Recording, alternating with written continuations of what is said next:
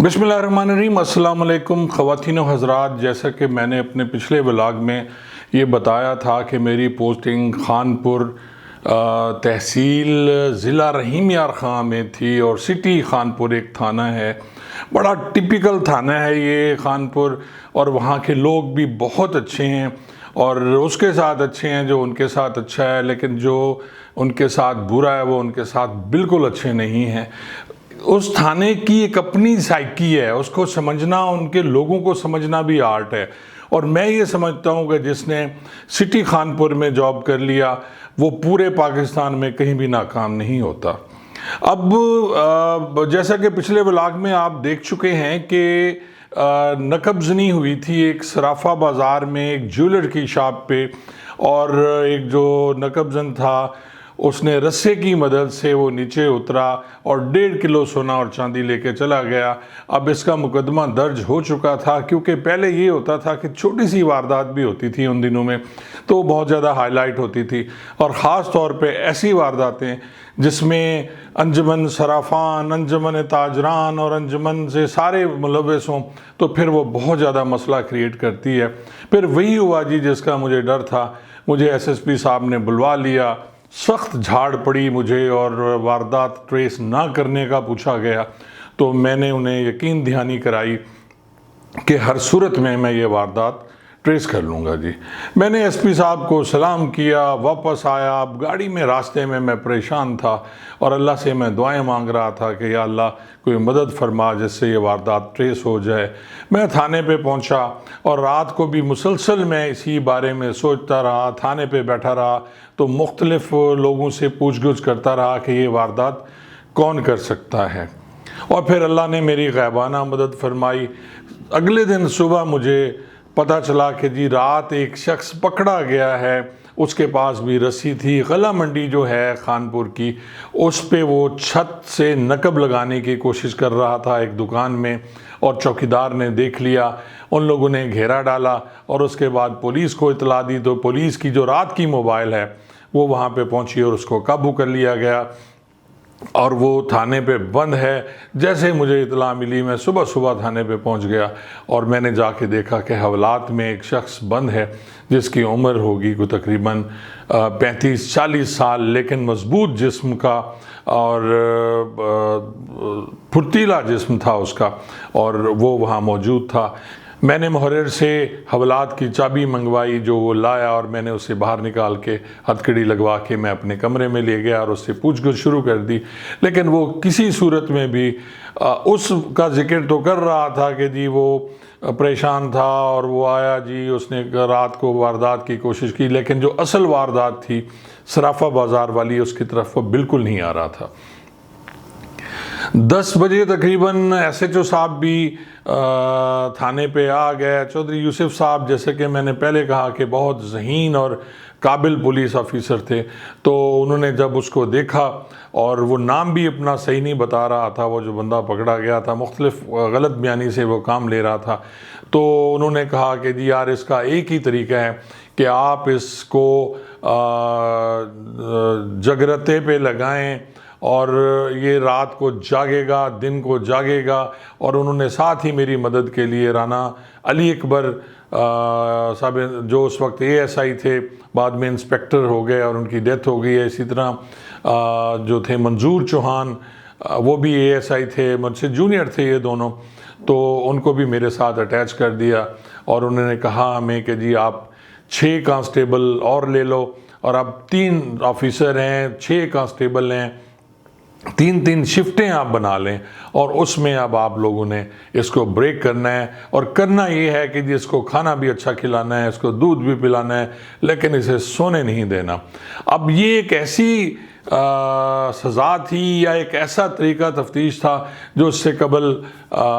मेरी नज़रों से नहीं गुज़रा था, ना ही मैंने इस पर कभी अमल किया था, और अब हमने उसकी तफ्तीश करनी थी और तफ्तीश के बाद असल बात उससे निकालनी थी।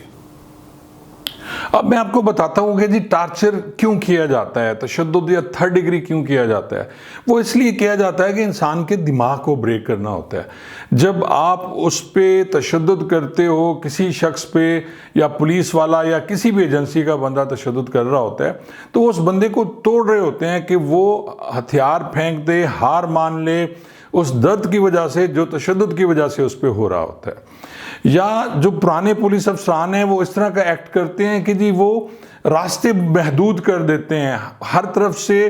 جو ملزم ہے یا مجرم ہے اس کو اندازہ ہو جاتا ہے کہ اب میری جان نہیں چھوٹنی اور مجھے سب کچھ بتا دینا چاہیے۔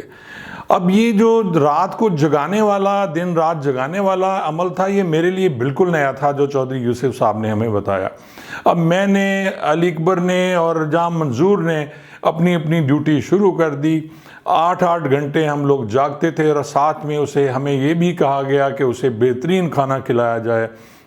ملزم کو دودھ پلایا جائے، ملزم کو کڑھائی گوشت کھلایا جائے تاکہ اسے نیند آئے۔ اور اب ہمارا کام یہ تھا کہ جی ایک لمحے کے لیے اس کی آنکھ نہیں جھپکنی چاہیے اور اسے کھڑا رکھنا تھا، ہم نے بٹھانا تھا کرسی پہ یا کھڑا رکھنا تھا، لیکن کرنا ہم نے یہ تھا کہ جی ہم نے اسے سونے نہیں دینا تھا۔ میں نے یہ دیکھا جی 4 دن ہو گئے اور راتیں گزر گئیں، وہ شخص مسلسل جاگ رہا تھا اور کوئی چیز بتانے کو تیار نہیں تھا۔ آخر کار اس کی بس ہو ہی گئی، 5واں دن تھا اور دوپہر کا وقت تھا جب اس نے کہا جی کہ میں آپ کو سارا کچھ بتاتا ہوں۔ ایس ایچ او صاحب اس وقت تھانے پہ موجود تھے۔ میں فوری طور پہ اسے لے کے گیا تھانے پہ، ایس ایچ او کے کمرے میں۔ جام منظور اور علی اکبر رانا بھی ساتھ تھے اور اس کو بٹھایا گیا اور اسے کہا جی تم فوری طور پہ سارا کچھ بتا، پھر ہم تجھے سونے بھی دیں گے اور تو آرام سے سوئیں، نیند کریں۔ تو اس نے پھر بتایا کہ اس کا نام فرزند ہے اور اس نے یہ بھی بتایا کہ یہ صرافہ بازار والی واردات اس نے کی ہے، اور اس نے یہ کہا کہ میں اکیلا واردات کرتا ہوں اور رسی کے ذریعے نیچے اترتا ہوں، سونے کا زیادہ میں واردات صرافہ بازار میں کرتا ہوں۔ میں عام طور پہ یا کیش اگر مجھے مل جائے، باقی چیزوں کو میں ہاتھ نہیں لگاتا۔ اب یہ ساری تسلی کرنے کے بعد پھر مجھے چودھری یوسف صاحب نے کہا کہ عزیز آپ اس کو ہتھکڑی لگاؤ اور لے جاؤ اور اسے ڈیمانسٹریشن کراؤ کہ واقعی اس نے واردات کی ہے یا نہیں کی ہے۔ یہ پرانے اور سمجھدار پولیس افسران جو ہیں ہمیشہ اس ٹائپ کا کام کرتے ہیں کہ بعض اوقات تشدد کی وجہ سے، خوف کی وجہ سے کوئی ملزم جو ہے یا مشکوک شخص آپ نے پکڑا ہوا ہے وہ بتا دیتا ہے، وہ کہتا ہے کہ میں نے یہ واردات کی اور پولیس والے خوش ہو جاتے ہیں۔ لیکن کرنا یہ چاہیے کہ اسے موقع واردات پہ لے جائیں اور اسے کہیں کہ جی آپ بتاؤ کس طرح واردات کی، کیونکہ آپ نے پہلے موقع واردات دیکھا ہوتا ہے اور آپ کو اندازہ ہوتا ہے کہ کہاں نقب لگی ہے، کہاں سے چیز اٹھائی گئی۔ تو وہ شخص جو ہے ملزم، اگر اس نے واقعی واردات کی ہے تو وہ آپ کو اسی راستے سے لے کے جائے گا، اسی جگہ پہ کھڑا ہوگا اور ویسے ہی چھت سے اترے گا۔ اور یہ سارا کچھ فرزند نے جب کر کے مجھے دکھا دیا، باقی پولیس ملازمین بھی ساتھ تھے، تو میں واپس آیا اور میں نے چودھری یوسف صاحب کو کہا کہ جی بالکل یہ صحیح ملزم ہے۔ اب یہ لے کے گیا، اب صرافہ بازار والے بھی اکٹھے ہو گئے، مبارکیں دینا شروع ہو گئے۔ اب آگے جو کام تھا وہ ریکوری تھا، اور وہ ریکوری جو ہم نے کرنی تھی ملتان، کیونکہ یہ شخص جو ہے چوک شہباز ملتان کا رہنے والا تھا۔ اس نے کہا جی کہ میرے رشتہ داروں کو بھی نہیں پتہ میں یہ واردات کرتا ہوں۔ اس نے مزید کہا کہ وہ جوا کھیلتا ہے اور جوئے میں جب ہار جاتا ہے تو پھر اس ٹائپ کی وارداتیں کرتا ہے۔ اگلے دن ہم سب تیار ہو گئے جی، میں، میرے ساتھ نفری، چودھری یوسف صاحب بھی ساتھ تھے، اور اب ہم نے جانا تھے وہاں جا کے صرافہ بازار سے جہاں اس نے یہ سونا بیچا تھا اور وہ ریکور کرنا تھا، ان سے واپس لینا تھا۔ یہ بھی خاصا مشکل کام ہوتا ہے صرافہ بازار سے یا ایسی جگہ پہ جہاں پہ یونینز ہوں، بازار ہو، تاجران ہوں، تو اس ٹائپ کے جو لوگ ہوتے ہیں وہ اکثر ایسی چیزیں واپس نہیں کرتی۔ اب ملتان کیونکہ میرا اپنا گھر تھا، میرا سسرال بھی وہاں ہے اور میں نے سارا ملتان دیکھا ہوا ہے۔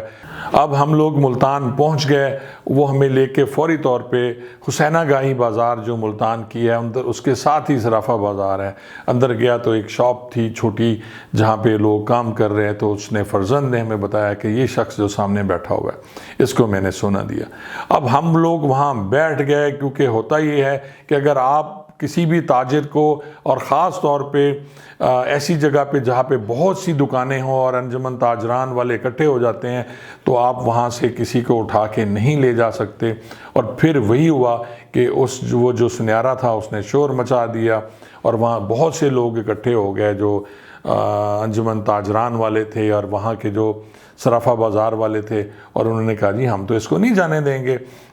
اب فرزند اور اس کا آمنا سامنا ہوا، اور فرزند نے کہا جی کہ فلاں فلاں ٹائم میں تمہیں سونا دے کے گیا تھا۔ اس نے 4-5 اور وارداتیں بھی بتائیں جس کا سونا فرزند نے اسی سنیارے کو دیا تھا۔ کیونکہ میں ملتان کا رہنے والا تھا، ملتان کے جو وہ ایک صرافہ بازار کے صدر تھے حاجی رؤف صاحب، وہ ممتاز آباد میں میرے جو انلاز تھے ان کے گھر کے ساتھ رہتے تھے، وہ مجھے جانتے تھے۔ وہ بھی وہاں آ گیا اور انہوں نے کہا جی کہ آپ ہمیں ٹائم دیں، کچھ وقت دے دیں، اس کو پکڑ کے نہ لے جائیں، ہم اس سے پوچھ گچھ کریں گے اور آپ کا جتنا بھی مال ہے وہ آپ کو مل جائے گا۔ انہوں نے کوئی 3-4 گھنٹے کا ٹائم لیا، ہم لوگ واپس آ گئے، ہوٹل میں اسٹے کیا، ملازمین کو کھانا وانا کھلایا، اور پھر جب میں نے حاجی رؤف سے بات کی تو اس نے کہا جی واقعی اس نے سونا لیا ہے، لیکن اس میں آپ ہمارے ساتھ یہ کریں کہ فوری طور پہ اس کے پاس جو آپ کی واردات ہوئی تھی خانپور والی وہ آپ لے لیں، بقیہ واردات کا سونا جو ہے وہ وہی پولیس والے لیں گے۔ میں نے اب ایس ایچ او صاحب کو یہ پوچھا، انہوں نے بھی کہا کہ ٹھیک ہے یار، جو کچھ ملتا ہے آپ لے لیں۔ اس کے بعد ملزم تو ہمارے پاس ہے اور یہ بھی کہیں نہیں جاتے، جہاں جہاں انہوں نے واردات کی ہیں وہ انکشاف ہم اسی پولیس کو بتا دیں گے جہاں جہاں نقب زنی کی وارداتیں ہوئی ہیں، تو وہ پولیس جانے، ان کا کام جانے، ہم اپنی ریکوری لے کے واپس چلتے ہیں، اور یہ بہت بڑی کامیابی تھی۔ لیں جی، ہم نے وہاں سے کیش کی شکل میں پیسے لیے، کیونکہ یہاں کے جو خانپور کے سنیارے تھے وہ بھی ساتھ تھے، اور جس کی واردات ہوئی تھی وہ بھی ہمارے ساتھ تھا۔ ان کا آپس میں پیچ اپ ہو گیا، اور جو لینا دینا تھا وہ انہوں نے وہیں کر لیا، اور ایک دوسرے سے وعدہ وعید یہ جو آپس میں ہوتے ہیں جی سنیارے صاحبان، یہ آپس میں کر لیتے ہیں، اس طرح کی واردات ہوئی اور ٹرسٹ بھی کر لیتے ہیں کسی پہ، تو یہ ساری واردات انہوں نے کہا جی ٹھیک ہے ہمارے پاس آ گیا ہے اور ہم آپ کو دے دیں گے تاکہ آپ اس کی ریکوری ڈالیں اور اس کو چالان کریں۔ اور اس طرح یہ جو واردات تھی یہ ٹریس ہو گئی، فرزند کو ہم واپس لائے، سونا انہوں نے ہمیں دیا، اس پہ ریکوری ڈالی اور فرزند کو چالان کر دیا گیا۔ اسی طرح جو باقی اضلاع کی وارداتیں تھیں جہاں جہاں فرزند نے واردات کی، ہم نے ان